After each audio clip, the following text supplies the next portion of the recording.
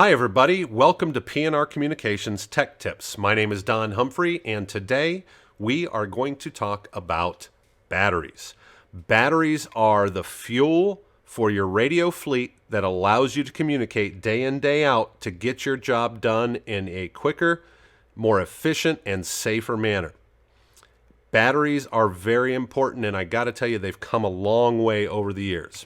Now, when I first got my first Motorola radio handed to me, I was a specialist in the United States Army in Fort Carson, and back then, batteries were horrible. Now, granted, I'm going to show my age here a little bit. That was 30 years ago, and those batteries, I believe they were NiCad batteries, and they had a tendency to get some memory to them, which means if I didn't drain that battery all the way down and then dropped it in a charger and it charged up the last 40% of the battery, well, that battery may think that, hey, 40% is all I got from here on out. So we had one bank to charge them. We had another bank to try to recondition the batteries. It was a horrible time for two-way radio batteries, I've got to tell you. But Motorola has a line of batteries called the Imprez line of batteries, and now their newest iteration, which is the Imprez 2 battery, which has taken all that guesswork and all of those memory issues out of charging your batteries completely. Now, the Imprez and Imprez 2 batteries have circuitry inside the battery that actually talks to the charger, so that it exchanges information. It can tell you how long it's been since it's charged, when its last recondition cycle is. So the charger and battery know, they have this conversation and they're like, hey, I think today's a good day to recondition. And the battery says, all right, let's go for it. So it takes the guesswork out of when should I recondition my battery. And as such, it extends the life of your battery so that you're getting more bang for the buck when it comes to your batteries for your radios. Now, the Imprez and Imprez 2 batteries have a pretty substantial warranty in the battery world. If we look here, this is a Motorola battery warranty document here. And if we look, the Imprez 2 battery warranty, workmanship 48 months, capacity, it's warranted to maintain 80% of rated capacity for 24 months as long as it's charged exclusively in an Imprez 2 charger. It's warranted to maintain 80% of its rated capacity for 18 months if it's charged exclusively in an Imprez, the original Imprez charger, or 80% of rated capacity for 12 months when rated in non-Imprez chargers. So having the right charger and battery combo is important for your warranty. And since that battery and charger talk to one another, it knows where it's been plugged in. Over here, you see the Motorola original Imprez battery warranty, which was 80% rated capacity for 18 months when charged exclusively in Imprez chargers, and 12 months in non-Imprez chargers. So Motorola is putting a lot of time, effort, and research into the battery technology that's used for your radios, which is why it's always important to use original Motorola parts on your Motorola radio, because they've been designed to work together. It would be like buying Yugo engine for your brand new Porsche 944. Those two things just don't make any sense together. It's the same with a Motorola battery, with a Motorola radio. Marry those two together, and in a lot of cases, you're required for whatever certification that radio might have.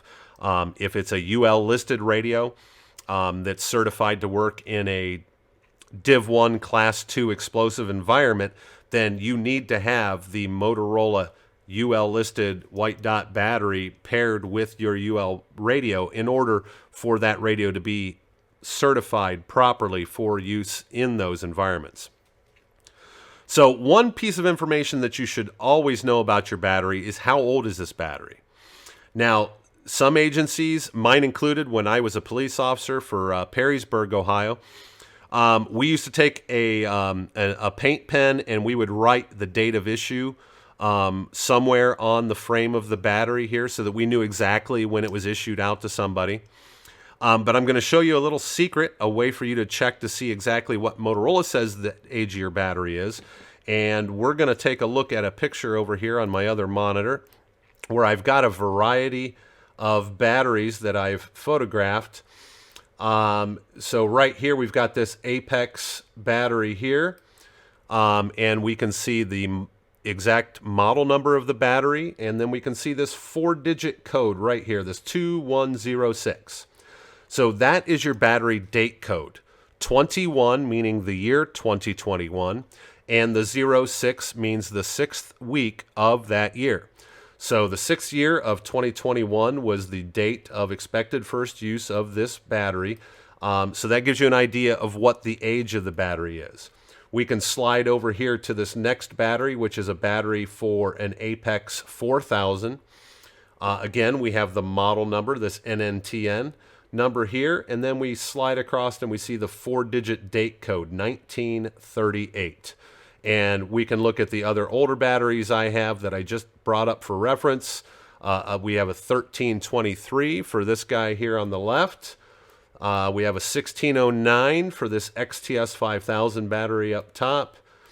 And then we go over to this Motorola XPR series battery over on the right, and we see the 1950. So the 50th week of 2019 is the battery date code for that particular battery.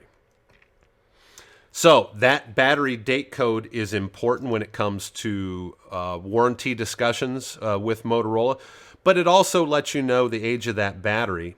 And I've got to tell you that 2 years is kind of the honeymoon with batteries. Once you get beyond the 2 years, all bets are off. Because I've seen some batteries, and maybe there might be some that I've seen recently that are still out there kicking, that are 3, 4, 8 years old, and somehow they are still getting an entire shift out of a single battery.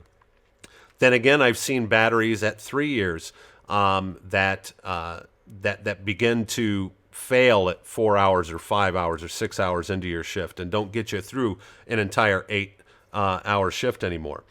But having the knowledge of that battery date code helps you, especially as an administrator, but not only an administrator, but an end user, to say, hey, my radio's acting funny, my battery's not lasting as long. Pull that battery out, find that date code, and then you know, hey, this thing's 5 years old, let's get it replaced. Now, if any of you have pulled batteries off your radios while we've been watching this video so far, and you find a date code that only has 3 digits on your Motorola battery, I have no idea how that thing's still running, because that's over 10 years old. But then again, batteries, it's chemistry, it's charging, it's environment, and if the world had perfected batteries, then we probably wouldn't have a lot of energy problems in the world. But batteries are chemistry and a product of their environment, so they can fail. So what I want to do next is I want to show you one of our multi-unit chargers and kind of explain to you the functions of that, and then we'll hone in on exactly the kind of data that we can get out of one of those chargers.